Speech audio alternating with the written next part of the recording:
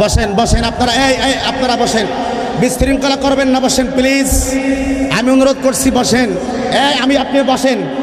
আমার ভাই কই? ভাই একটু ওপরে আসেন, আসেন ওপরে আসেন। আমি বলি ওয়াজ করবেন, আমার এটা ছোড়ার পরে ব্যাখ্যা করে তর্জমা করে ওয়াজ করেন। এখানে একখানে তিন, ওখানে তিন মারবেন না। আপনারা বসেন প্লিজ, আমি অনুরোধ করবো বসেন। আপনারা বসেন না প্লিজ, আমি অনুরোধ করছি, বিশৃঙ্খলা করবেন না, বসেন। আপনারা কোরআনকে ভালোবাসেন, আপনারা ভালোবাসেন, যদি কোরআনকে ভালোবাসেন আপনারা বলেন আমি কোরআন থেকে কথা বলবো। যদি কেউ কোরআন থেকে কথা বলতে বাধা দেয় তাকে আমরা ছেড়ে দেবো না, কথা বলেন ঠিক কিনা? আপনারা আমার মাহফিলটা বন্ধ করে দিলেন কেন? মাস্টার মফিজুর রহমানের কাছে আমি ফোন দিয়েছি, তো উনি বলল যে আপনাদের মতন আলেমদেরকে কোরাস ফায়ারে মারা উচিত। এই সাতক্ষীরার জমিনে আমাকে এক চেয়ারম্যান ছিল, তার নামটা যদি শোনেন আমি আপনাদেরকে বলবো, আমাকে ডাইরেক্ট কোরাস ফায়ারে মারতে চেয়েছে। বলবো নাম বলবো? একটু আওয়াজ করে বলেন না কেন নাম বলবো? নাম বলবো? আমার ভাইরা বাঁশদহা ইউনিয়নের চেয়ারম্যান মাস্টার মফিজুর রহমান, বাঁশদহা ইউনিয়নের মফিজুর মাস্টার না, উনি মাস্টার না? আমার ভাইরা আপনারা হয়তো মনে করতে পারেন যে আবুল হাসান দোহারি এখন হক কথা বলতেছে, বিগত 16 বছরে মনে হয় বলে নাই। রেগুইর বাজার মাহফিলের ভিডিও ফুটেজ ইন্টারনেটে আছে, দেখেছেন না অনেকে? কথা কয় না, দেখেছেন না অনেকে? আমি কোথাও কোনো ছাড় দিয়ে কথা বলি নাই। আমার মুসলমান ভাইরা ওই জায়গায় রেগুইর বাজারে মাহফিলে আমাকে অ্যাটাক করে আমার উপরে বিভিন্নভাবে বাধাগ্রস্ত করা হয়েছিল, আমি বিন্দুমাত্র ছাড় দিয়ে কথা বলি নাই।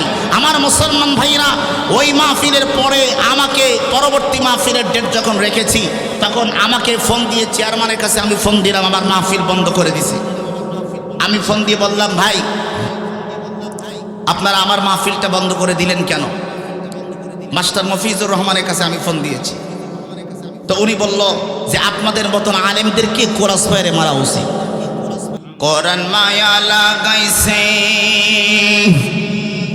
পড়লে নেকি হইতাছে, কোরআন মায়া লাগাইছে পড়লে নেকি হইতাছে, দিওয়ানা বানাইছে মাহফিলে আসিয়া সবাই কোরআন শুনতাছে।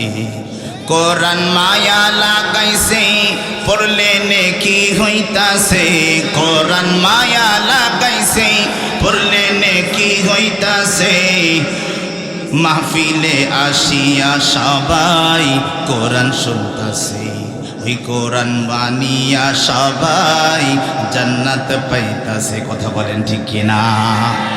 16 বছরে জালিম ইসলাম করছে রে বিলীন, 16 বছরে জালিম ইসলাম করছে রে বিলীন, অবশেষে ভারত গিয়া হইছে বেদুইন। কথা কন ঠিক কিনা?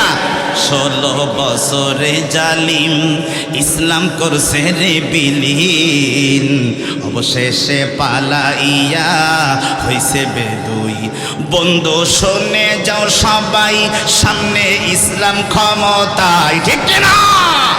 বন্ধু শুনে যাও সবাই সামনে ইসলাম ক্ষমতায়, ক্ষমতায় যাইয়া ইসলাম খুশি হইতাছে বন্ধু। ঠিক কিনা? ঠিক কিনা? ঠিক কিনা?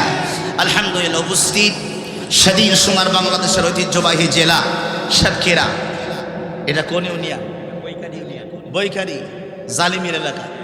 মাশাআল্লাহ, আল্লাহ আল্লাহ আল্লাহ তারে জাহান্নাম নসিব কর, জোরে কোন আমিন। আল্লাহ পাক আজকের এই ৫ম কাথান্ডা কাছারিপাড়া জামে মসজিদের উদ্যোগে ৫ম বার্ষিকী ঐতিহাসিক ওয়াজ মাহফিলের সালামধন্য সভাপতি জনাব মোহাম্মদ শহীদ হোসেন সাহেব, সাবেক চেয়ারম্যান ৩ নম্বর বৈকারি ইউনিয়ন পরিষদ। আছে নাকি ভাই? আল্লাহ কবুল করুন। সকলে বলেন আমিন, আরো জোরে বলেন আমিন। আমার ভাইরা, আমি আজকের মাহফিলে আমার পূর্বে তাকরীর করে আপনাদেরকে ধন্য করেছেন আমার প্রিয় ভাই, বড় ভাই মাওলানা মোহাম্মদ ফারুক আজম জিহাদি, আতারাল্লাহু উমরাহু বারাকাল্লাহু ফি হায়াতিকা ওয়া ইলমিকা। সকলে বলি আমিন। আজকের মাহফিলে আপনারা আসতে পেরে খুশি না বেজা? একটু আওয়াজ করে বলতে হবে, মুসলমানের মতন আওয়াজ দিয়ে বলেন খুশি না বেজার? কারা কারা খুশি হাত তুলে আল্লাহকে দেখান। লিল্লাহি তাকবীর। এই আওয়াজে হবে না। সবাই আপনারা কোরআনকে ভালোবাসেন না? কারা কারা কোরআনকে ভালোবাসেন একটু দাঁড়ান তো দেখি। কারা কারা কোরআনকে ভালোবাসেন একটু দাঁড়াই আল্লাহকে দেখান। আওয়াজ কমাবেন না, খালি বাড়াবেন। সবাই হাত তোলেন, সবাই সবাই দুইটা হাত উঁচু করে। এবার গলার মধ্যে 3টা কাশি দেন, আর একবার দেন, আর একবার। এবার সকলে উচ্চস্বরে বলুন আল্লাহু আকবার। আর জোরে বলুন আল্লাহু আকবার।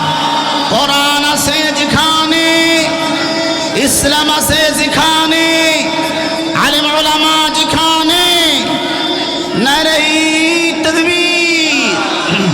আলহামদুলিল্লাহ। বসেন, সবাই বসেন। আমার ভাইরা, অনেকক্ষণ ধরে আপনারা বসে আছেন, এজন্য একটু মাথাটা সোজা করে নিলাম। কথা হয় না, ঠিক না? এজন্য মাথাটা সোজা করে নিলাম। এবার বসেন। আমি আপনাদের বেশিক্ষণ সময় দেব না, মাত্র 30 মিনিট। কয় মিনিট? কথা কয় না, কয় মিনিট? 30 মিনিট সময় দেব। যদি বলেন কেন? আমাকে দাওয়াত দিয়েছে 28 তারিখে, 12 তারিখ পার হলে 29 তারিখ। কথা কয় না। সুতরাং তারিখ পার করা যাবে না, কথা ঠিক রাখতে হবে। কথা কয় না, কথা কয় না। আমারে দাওয়াত দিছে 28 তারিখ, আমি তো 29 তারিখে ওয়াজ করব না। সুতরাং 28 তারিখ শেষ, আমার ওয়াজও শেষ। কিন্তু আজকের এমন এক জায়গায় আসছি যে ওয়াজ না করিও পারা যাবে না। কথা বলে না কেন? ঠিক কিনা বলেন? আমি শুরুতে আপনাদের একটা ভুল ভেঙে দেয়। আমার সম্পর্কে কিছু মানুষের একটা ভুল ধারণা ছিল এবং আছে। সেটা কি? আমার মুসলমান ভাইরা, সেই কথাটা আমি আপনাদেরকে পরে বলি। ওয়াজের শুরুতেই বলে দেই, আজকের এই কোরআনের মাহফিল এটা কার জন্য করি আমরা? জোরে বলেন, কার জন্য করি? আল্লাহর জন্য কোরআনের মাহফিল আমরা করি। আমার প্রিয় ভাইরা, আজকে মুসলমানদের অবস্থা ভালো না খারাপ? জোরে বলেন। না, ভালো না। মুসলমানদের অবস্থা ভালো না। যদি বলেন কেন? ওই দিন মুসলমানদের অবস্থা ভালো হবে যেদিন সংসদে কোরআনের আইন চালু হবে। তাই না? হাত তুলে কথা বলে না কেন? ঠিক কিনা বলেন? ওই দিন পর্যন্ত আমাদের ঐক্যবদ্ধ আন্দোলন চলবে। ওই দিন পর্যন্ত আমাদের মুসলমানদের হুঙ্কার চলবে। ওই দিন পর্যন্ত আমাদের আলেমদের কণ্ঠ স্তব্ধ হবে না। ওই দিন পর্যন্ত মুসলমানরা থেমে থাকবে না। ততদিন পর্যন্ত বাংলার সংবিধানে আমরা আলেম ইসলামী আন্দোলনের ঘাঁটি দিয়া আল্লাহর কোরআনের আইন দিয়ে সংসদ চালনা করতে পারবো। ততদিন পর্যন্ত আমরা ক্ষান্ত হব না। যতদিন পর্যন্ত জালিমের বাচ্চা যারা কোরআনের বিরোধিতা করেছে, যারা আলেমদেরকে ফাঁসি দিয়েছে, যারা ওদেরকেও বাংলার জমিনে ফাঁসি না হবে, ততদিন পর্যন্ত আমাদের আন্দোলন চলতেই থাকবে, চলতেই থাকবে।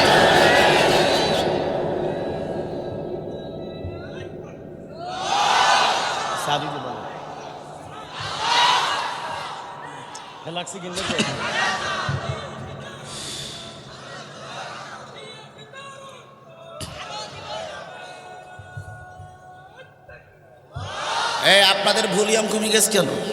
আপনাদের ভলিউমের এই অবস্থা কেন? অনেকক্ষণ শীত খেতেছে। ও ফারুক আজম ভাই তো চিল্লাই গেছে। আমার ভাইরা, আজকের এই মাহফিলে আপনারা এসেছেন। আচ্ছা বলেন তো, যশোরে মাহফিলে গেছি, মাই কেন আমারে বলতেছে হুজুর একটু নরমাজ করেন। আমি বললাম গায়ে ধরিছে আগুন, নরমাজ করে কি করি? কথা হয় না, ঠিক কি না? মুসলমানদের কলেজায় আগুন লাগাইয়া দিয়া এখন তো আর নরম ওয়াজ হবে না। আমার মুসলমান ভাইরা, আমি শুরুতে এই সাতক্ষীরার ইতিহাস বলি। এই সাতক্ষীরা সদর থানা থেকে আমি সারা বাংলাদেশে পরিচিত। কথা বলে না কেন? ঠিক কিনা বলেন? এই সাতক্ষীরা সদর থানা থেকে আমি সারা বাংলাদেশে পরিচিত। আবার এই সাতক্ষীরা থেকে সব থেকে বেশি আমার উপরে জুলুম করা হয়েছে। কথা বলেন না কেন? ঠিক কিনা? আজকের সব নাম, ডিটেলস, ঘটনা সব উল্লেখ করে যাব। শুনবেন আপনারা? কথা কয় না, শুনবেন আপনারা? আমার মুসলমান ভাইরা, এই সাতক্ষীরার জমিনে আমাকে এক চেয়ারম্যান ছিল, তার নামটা যদি শোনেন আমি আপনাদেরকে বলবো, আমাকে ডাইরেক্ট ক্রস ফায়ারে মারতে চেয়েছে। বলবো নাম? বলবো? একটু আওয়াজ করে বলেন না কেন? নাম বলবো? নাম বলবো? আমার ভাইরা, বাঁশদহা ইউনিয়নের চেয়ারম্যান মাস্টার মফিজুর রহমান। বাঁশদহা ইউনিয়নের মফিজুর মাস্টার না? উনি মাস্টার না? আমার ভাইরা, আপনারা হয়তো মনে করতে পারেন যে আবুল হাসান দোহারি এখন হক কথা বলতেছে, বিগত 16 বছরে মনে হয় বলে নাই। রেগুইর বাজার মাহফিলের ভিডিও ফুটেজ ইন্টারনেটে আছে, দেখেছেন না অনেকে? কথা কয় না, দেখেছেন না অনেকে? আমি কোথাও কোনো ছাড় দিয়ে কথা বলি নাই। আমার মুসলমান ভাইরা, ওই জায়গায় রেগুইর বাজারে মাহফিলে আমাকে অ্যাটাক করে আমার উপরে বিভিন্নভাবে বাধাগ্রস্ত করা হয়েছিল। আমি বিন্দুমাত্র ছাড় দিয়ে কথা বলি নাই। আমার মুসলমান ভাইরা, ওই মাহফিলের পরে আমাকে পরবর্তী মাহফিলের ডেট যখন রেখেছি, তখন আমাকে ফোন দিয়ে চেয়ারম্যানের কাছে আমি ফোন দিলাম, আমার মাহফিল বন্ধ করে দিছে। আমি ফোন দিয়ে বললাম, ভাই আপনারা আমার মাহফিলটা বন্ধ করে দিলেন কেন? মাস্টার মফিজুর রহমানের কাছে আমি ফোন দিয়েছি। তো উনি বলল যে আপনাদের মতন আলেমদেরকে ক্রস ফায়ারে মারা উচিত। কি বলল? আমাদের মতন আলেমদেরকে কিভাবে মারা উচিত? ক্রস ফায়ারে মারা উচিত। আমি বললাম, এই দিন শেষ নয়, সামনে আসবে ওই দিন, যেদিন নিয়ে যাবে এই দিন ওই দিনের কাছে। কথা বলেন ঠিক কিনা? সেদিন নিয়ে যাবে ওই দিনের কাছে। আজকের আপনি কথা বলতে দিচ্ছেন না, সামনে এমন একটা দিন আসবে আমরাই কথা বলবো, আপনারা কথা বলার সুযোগ পাবেন না। কথা বলেন ঠিক কিনা? আমার ভাইরা ঠিক ততরূপ পাবে। এই বৈকারী ইউনিয়নের চেয়ারম্যান নাম কি? হ্যাঁ, ওয়াসলে। এই চেয়ারম্যান, আপনারা অনেকে বলেছিলেন যে আবুল হাসান দোহারি তার বাড়িতে গিয়েছিল। বলে না, বলে না, বলে না? একটা প্রমাণ দেখান তো যে আবুল হাসান দোহারি ওয়াসলে চেয়ারম্যানের কাছে ক্ষমা চাইছিল। একটা প্রমাণ দেখান। লোক গল্প করে কিন্তু প্রমাণ দিতে পারিনি। আমি তার বাসায় গিয়েছিলাম, আলোকের কথাটা বোঝেন। যেমনভাবে মফিজ মাস্টারের কাছে ফোন দিয়েছিলাম, আমি গিয়েছিলাম। যেমনভাবে মানুষ কোরআনের দাওয়াত দিতে যায়, আমি বলেছিলাম, ভাই আমি তো আপনার শত্রু নয়, আমি এই আল্লাহর কোরআন হাতে নিয়ে শুরুতেই ভুল ভেঙে দিচ্ছি। আমার কথা যদি বিন্দুমাত্র মিথ্যা থাকে, আল্লাহ যেন এই জবানকে বন্ধ করে দেয়। কথা কয় না, কথা কয় না। এর থেকে আর কথা আছে? কথা বলে না, এর থেকে আর কথা আছে? এইবার শুনেন তাহলে ঘটনা। ওই দিন আমি গিয়েছি এবং তাকে বলেছি, ভাই আমি তো আপনার শত্রু নই, আমি তো আপনার শত্রু নই। আপনার সঙ্গে কোনো টাকা পয়সার লেনদেন আছে? না। জমি জায়গার কোনো লেনদেন আছে? কয় না। তাহলে রাজনৈতিক কোনো লেনদেন আছে?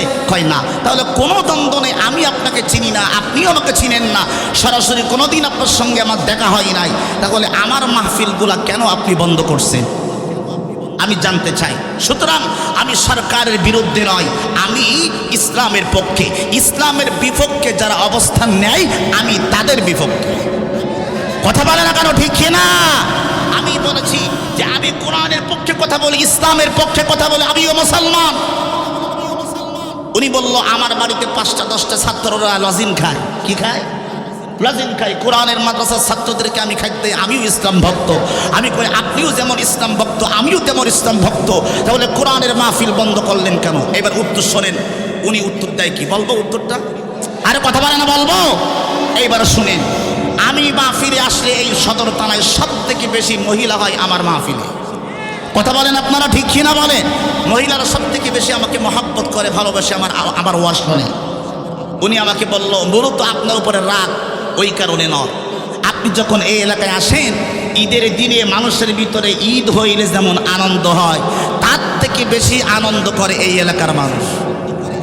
কথা বলে না, কথা বলে না, কথা বলে না, ঠিক কিনা? এই এলাকার মানুষ বেশি আনন্দ করে আপনি আসলে, এবং আপনি আসলে মনে করে ওরা ইসলাম কায়েম করে ফেলছে। আর আমি হলাম এই এলাকার আব্দুল খালেক সাহেবের প্রধান সাক্ষী, রাজাকারের প্রধান সাক্ষী।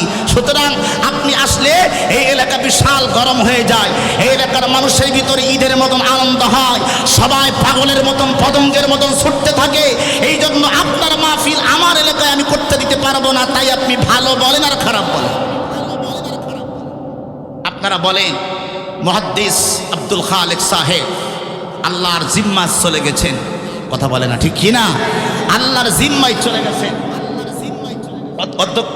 অধ্যক্ষ আব্দুল খালেক সাহেব তিনি আল্লাহর জিম্মায় চলে গেছেন, কিন্তু আমার ভাইরা তিনি সম্মানের সাথে চলে গেছেন। কিন্তু আজকের যারা জুলুম করেছিল, তারা অসম্মানের সাথে, শুধু দেশ নয়, কোথায় আছে কেউ খুঁজে পাচ্ছে না। তাই না? হাত তুলে কথা বলে না কেন? ঠিক কিনা বলে? আমার মুসলমান ভাইরা, আমি আপনাদেরকে আজকের এই কোরআনের মাহফিল থেকে আওয়াজ করে বলতে চাই, এই আবুল হাসান দোহারি কারোর কাছে ক্ষমা ভিক্ষা চাই নাই। জামাত ইসলামের কোন আলেম কোনদিন ক্ষমা চাই না। ইসলামী আন্দোলন যারা করে তারা কোনদিন বাতিল শক্তির কাছে ইমানকে বিক্রি করে নাই, টাকার কাছে ইমান বিক্রি করে নাই। আমার বহুত মাহফিল বন্ধ করেছে, তারপরেও আমি হক কথা বলা বন্ধ করি নাই। আমার জীবন যদিও চলে যায়, এরপরেও আল্লাহর কোরআনের বাইরে একটি কথাও বলি নাই, আর বলবো না। কথা বলেন ঠিক কিনা? আমি আপনাদেরকে আজকের এই কোরআনের মাহফিল থেকে সেই কথাটা বোঝাতে চাই। কোরআনটা কার? একটু আওয়াজ করে বলবেন, কোরআনটা কার? কোরআনটা আল্লাহ। এই কুশখালী বৈকারী বহুত এলাকায় আমার মাহফিল হয়েছে। সত্যি কথা বলেন, আমি যদি ওয়াজের চেয়ারম্যানের কাছে ক্ষমা চাইতাম, পরবর্তী সব মাহফিল করার অনুমতি আমি পাইতাম। কথা বলেন না কেন? ওনার কাছে যদি আমি ক্ষমা চাইতাম তাহলে আশপাশ সব মাহফিল করতে পারতাম। কিন্তু আপনারা ভালো করে জানেন, এই কুশখালী, এই বৈকারী, এই আশপাশ বহুত মাহফিলে আমার নাম পোস্টারিং হয়েছে, হ্যান্ডবিল হয়েছে।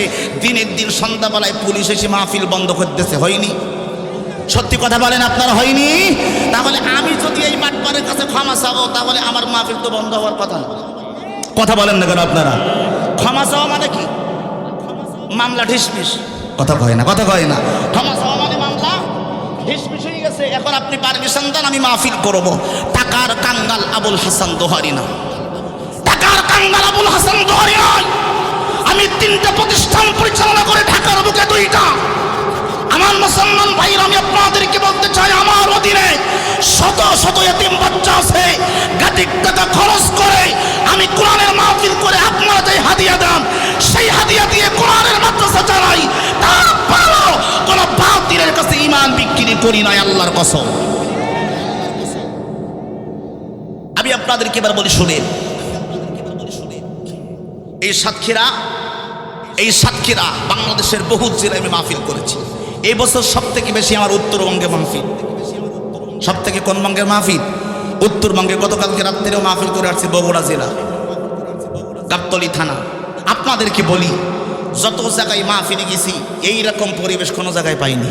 কিরকম পরিবেশ? এত ছোট পরিবেশ, এত খারাপ পরিবেশ। অর্থাৎ কেমনে বললাম, উত্তরবঙ্গে মাহফিলে গেলে এত সুন্দর প্যান্ডেল, এত সুন্দর স্টেজ, এত সুন্দর বসার জায়গা, চতুর্ধারে ঘেরা থাকে, সুন্দর পরিবেশ থাকে প্রায় মাহফিলে। কিন্তু আমি চিন্তা করি, হাইরে কেমন জায়গা সাতক্ষীরা, প্যান্ডেল লাগে না, স্টেজ লাগে না, ভালো মাইক লাগে না, ভালো বসার জায়গা লাগে না। এরা কোরআন শোনার জন্য মাটির উপরেও বসতে পারে। ডান হাত তুলে কথা বলে না কেন? ঠিক কিনা বলেন? আমার মুসলমান ভাইরা, আপনারা শুনলে অবাক হবেন। এই সাতক্ষীরার মান, এই সাতক্ষীরার বক্তা যেখানেই যায়, বাংলাদেশের প্রত্যেকটি অঞ্চলে সাতক্ষীরার বক্তা মানে একটা ব্র্যান্ড। কথা বলে না কেন? ঠিক কিনা? সাতক্ষীরার বক্তার নাম শুনলে মানুষ জায়গা দিয়ে পারে না। ওই বক্তা কোন জায়গা? ওই সাতক্ষীরার বাড়ি, সাতক্ষীরার বক্তা।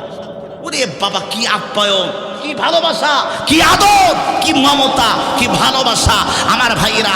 তাহলে আমি আপনাদেরকে বলি, যেই সাতক্ষীরার জমিনে কোরআনের পাখি আল্লামা দেলোয়ার হোসাইন সাইদি, আমি আপনাদেরকে বললাম একটা ফ্যান ব্যবস্থা করেন, টেবিল ফ্যান। আমি তো কথা শুরু করবো।